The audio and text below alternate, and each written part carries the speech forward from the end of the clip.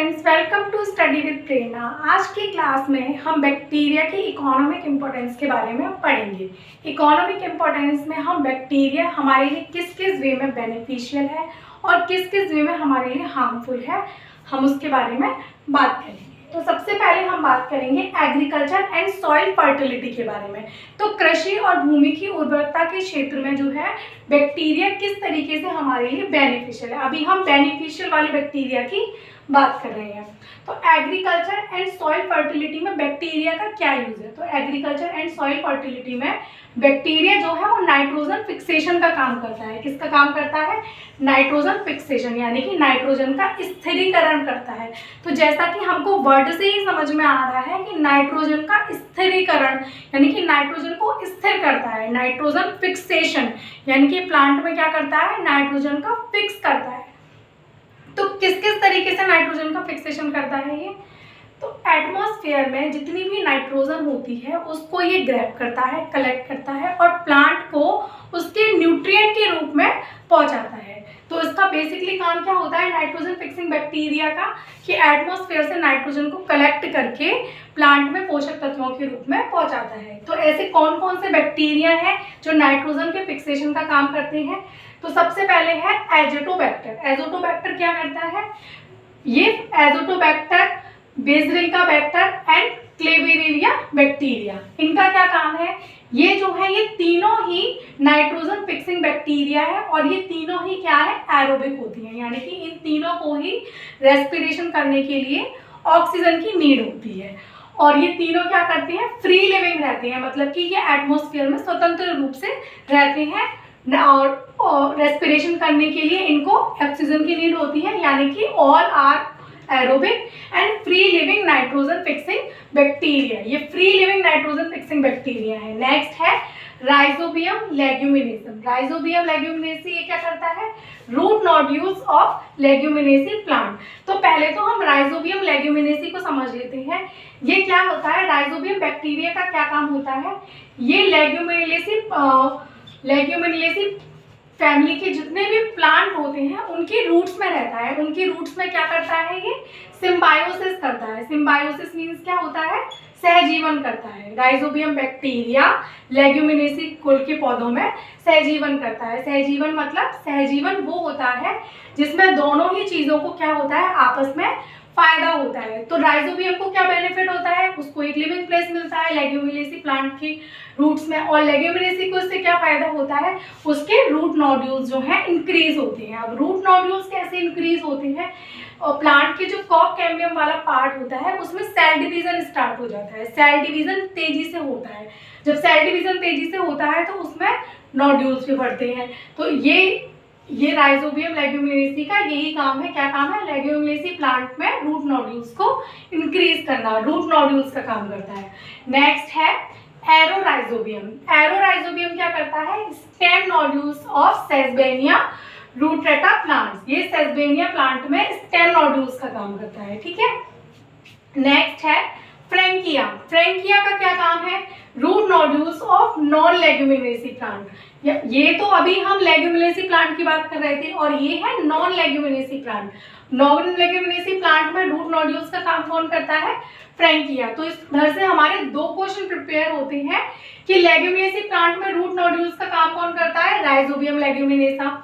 और एक क्वेश्चन और भी प्रिपेयर होता है कि राइजोबियम लेग्यूमिनेसा राइजोबियम जो है वो किस प्लांट के साथ सहजीवन करता है? तो लेग्यूमिनेसी फैमिली के जितने भी प्लांट हैं उनके रूट के साथ सहजीवन करता है। नेक्स्ट क्वेश्चन हमारा क्या तैयार होता है कि नॉन लेग्यूमिनेसी प्लांट में रूट नोड्यूल्स को कौन करता है? फ्रैंकिया करता है। ओके। अब नेक्स्ट है हमारा ज़ैंथोमोनास। ज़ैंथोमोनास क्या करता है? In leaf nodules of Ardisia. Ardisia के प्लांट में लीफ नोड्यूल का काम कौन करता है? Xanthomonas bacteria. So these are all beneficial bacteria. तो अब हम Rhizobium leguminaceae, root nodules of leguminaceae plant. Root nodules leguminaceae plant में Rhizobium leguminaceae. Okay. Root nodules of non Leguminosae plant में Frankia. Leaf nodule of Ardisia Xanthomonas and stem nodules of Sesbania Azorhizobium. Okay, now next is nitrifying bacteria. Nitrifying bacteria क्या होता है, पहले हम ये समझते हैं कि नाइट्रीफाइंग बैक्टीरिया होता क्या है। तो एटमॉस्फेयर में, सॉइल में जितनी भी अमोनिया होती है, जितनी भी अमोनिया होती है यानी कि NH3, उसमें से जो N वाला पार्ट होता है उसमें नाइट्रोजन का ये क्या करता है, ऑक्सीडाइजेशन करता है, और ऑक्सीडाइजेशन करके क्या करता है, उसको प्लांट में एज अ न्यूट्रिएंट एलिमेंट के रूप में पहुंचाता है। ये नाइट्रीफाइंग बैक्टीरिया का काम होता है। क्या काम होता है, एटमॉस्फेयर में और सॉइल में अमोनिया में से नाइट्रोजन को ऑक्सीडाइज करना और नाइट्रेट के रूप में प्लांट को पहुंचाता है। ठीक है, ये कौन कौन से बैक्टीरिया है, नाइट्रोसोमोनास, नाइट्रोसोकोकस एंड नाइट्रोबैक्टर।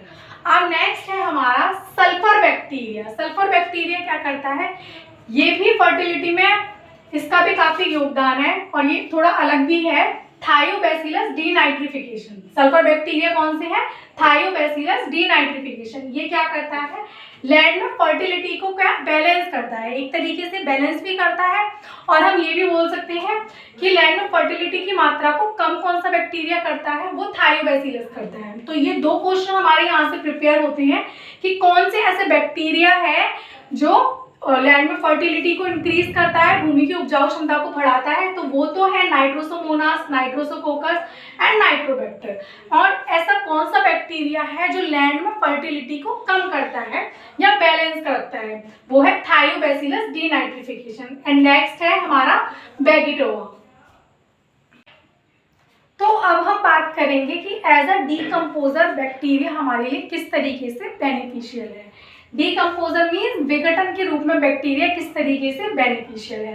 तो डिके और डेड प्लांट एनिमल। डिके और डेड प्लांट एनिमल क्या होते हैं, तो जो प्लांट या लिविंग एनिमल्स जो मर जाते हैं उनमें क्या करता है बैक्टीरिया, उन पर अटैक करके उनके जितने भी कॉम्प्लेक्स कंपाउंड होते हैं, जितनी भी उनकी जटिल यौगिक होती हैं, उनको सिंपल कंपाउंड में चेंज करता है यानी कि सरल यौगिक में बदलता है। तो वो कौन कौन से बैक्टीरिया है, बैसिलस माइकोडीज एंड बैसिलस वुल्गेरिस। ये किसका काम करते हैं, डिके और डेड प्लांट एनिमल में डीकम्पोजर का काम करते हैं। ठीक है, एंड नेक्स्ट है आपका decomposition of insecticide, pesticide and herbicide. Insecticide, pesticide and herbicide में भी डीकम्पोजिशन का यानी कि विघटन का काम करते हैं। इंसेक्टिसाइड क्या होते हैं, जो कीटाणुनाशक होते हैं उनको हम इंसेक्टिसाइड बोलते हैं। पेस्टिसाइड्स कौन होते हैं, जो लैंड में फर्टिलिटी के लिए जो उर्वरक डाले जाते हैं वो पेस्टिसाइड्स होते हैं। एंड हर्बिसाइड्स जो है वो प्लांट से रिलेटेड होता है यानी कि इंसेक्टिसाइड में डीकम्पोजर का काम करते हैं, पेस्टिसाइड में डीकम्पोजर का काम करते हैं, और हर्बिसाइड में भी डीकम्पोजर का काम करते हैं बैक्टीरिया। ओके, अब जो है कौन कौन से बैक्टीरिया है जो इंसेक्टिसाइड, पेस्टिसाइड एंड हर्बिसाइड्स है, एरोबैक्टर, एरोबैक्टर एरोजिनिस। ये क्या करता है, डीकम्पोजर ऑफ डीडीटी। ये डीडीटी का डीकम्पोजर है। डीडीटी क्या है, डाइक्लोरो डाइफिनाइल ट्राइक्लोरोमेथेन। ये होता है आपका डीडीटी। डीडीटी भी एक कीटाणुनाशक है। जब एनारोबिक बैक्टीरिया डीकम्पोजिशन करते हैं यानी कि प्रोटीन का विघटन जब एनारोबिक बैक्टीरिया के द्वारा होता है, अनारोबिक मतलब होती है जिनको रेस्पिरेशन के लिए किसकी नीड नहीं होती है, ऑक्सीजन की नीड नहीं होती है, उस प्रोसेस को हम क्या बोलते हैं, प्यूट्रिफिकेशन बोलते हैं। एंड जब कार्बोहाइड्रेट का डीकम्पोजिशन जो है बैक्टीरिया द्वारा एनारोबिक मीडियम में किया जाता है यानी कि एनारोबिक बैक्टीरिया जब कार्बोहाइड्रेट का डीकम्पोजिशन करते हैं तो उस प्रोसेस को हम बोलते हैं फर्मेंटेशन। या हम इजी वे में ये भी कह सकते हैं कि फर्मेंटेशन जब किण्वन की प्रक्रिया होती है तो उसमें किसका डीकम्पोजिशन होता है, उसमें कार्बोहाइड्रेट का डीकम्पोजिशन होता है। और प्यूट्रिफिकेशन में किसका डीकम्पोजिशन होता है, उसमें प्रोटीन का डीकम्पोजिशन होता है। एंड डीके क्या है, anaerobic bacteria decomposition of organic compound. ये सभी मतलब ऑर्गेनिक कंपाउंड्स का डीकम्पोजिशन होना क्या कहलाता है, डीके कहलाता है। अब डेयरी प्रोडक्ट में बैक्टीरिया हमारे लिए कैसे बेनिफिशियल है, तो मिल्क में कैसे है।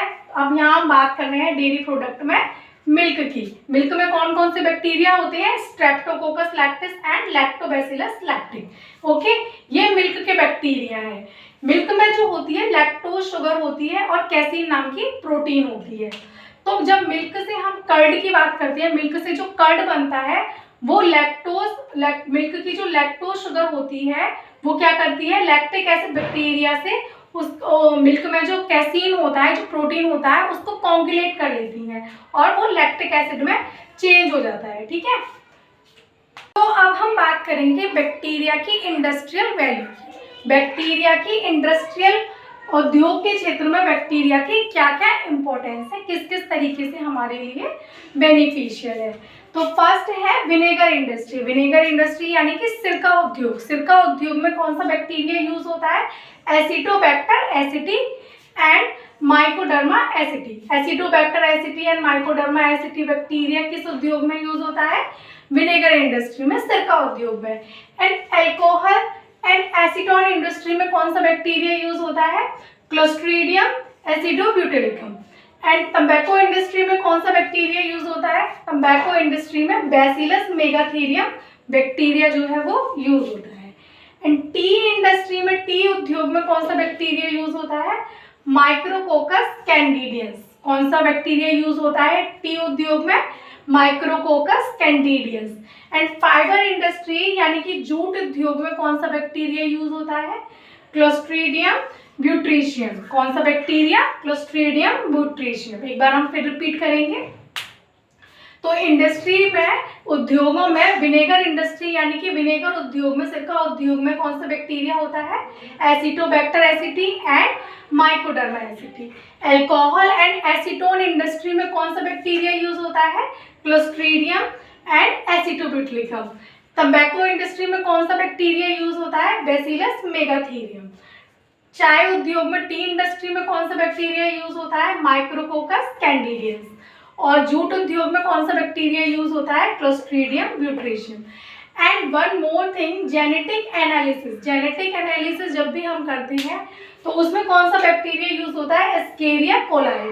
और एस्केरिया कोलाई कहाँ पाया जाता है, हमारे ह्यूमन की स्मॉल इंटेस्टाइन में, यानी कि छोटी आंत में एस्केरिया कोलाई बैक्टीरिया होता है, जो क्या प्रोड्यूस करता है, विटामिन को प्रोड्यूस करने का काम करता है। और ये जब भी जेनेटिक आनुवांशिक जितने भी प्रयोग होते हैं उनमें इसी बैक्टीरिया का यूज किया जाता है जेनेटिक एनालिसिस में।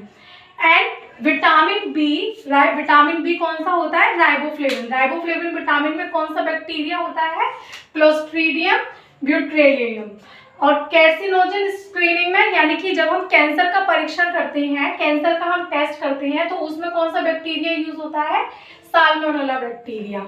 तो ये जो है वो बैक्टीरिया की इंडस्ट्रियल वैल्यू है कि बैक्टीरिया किस किस तरीके से हमारे लिए बेनिफिशियल है। अब हम बात करेंगे बैक्टीरिया जो है हमारे लिए किस किस तरीके से हार्मफुल है।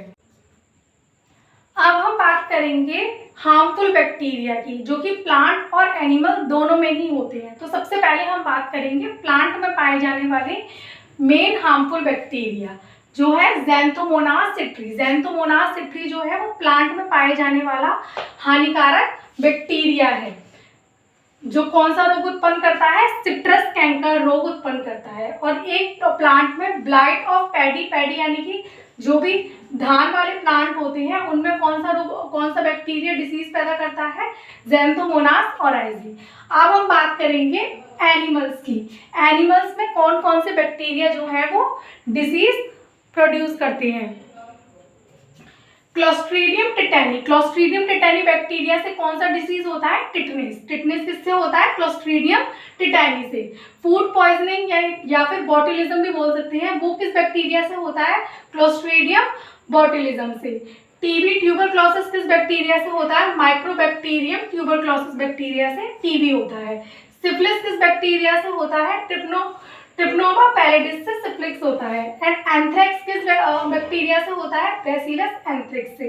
एंड प्लेग जो है वो पास्चुरेला पेस्टिस से होता है। तो ऐसे कई सारे डिसीज हैं जो बैक्टीरिया से होते हैं। अभी तो हमने कुछ ही डिसीज डिस्कस किए हैं, लेकिन एनसीईआरटी के अकॉर्डिंग जो 4 डिसीज हैं, एनसीईआरटी के अकॉर्डिंग जो है 4 डिसीज जो है वो मेन है, जो है जिसको हम टीसी से याद रख सकते हैं। टीसी एक शॉर्ट फॉर्म बनाई हुई है, टी फॉर टाइफाइड। टाइफाइड जो है किस बैक्टीरिया से होता है, Salmonella typhi. C for cholera. Cholera किस बैक्टीरिया से होता है, विब्रियो कोलेरा से। And T for tetanus. Tetanus किस बैक्टीरिया से होता है, क्लोस्ट्रीडियम टिटैनी से। एंड लास्ट सी फॉर जो है वो है सिट्रस कैंकर। Citrus, canker. तो फ्रेंड्स ये जो 4 डिसीज हैं ये अकॉर्डिंग टू एनसीईआरटी इंपॉर्टेंट है क्योंकि एनसीईआरटी में गिवन है। फ्रेंड ऐसी ही वीडियो को आगे और देखने के लिए चैनल को सब्सक्राइब कीजिएगा। Thank you.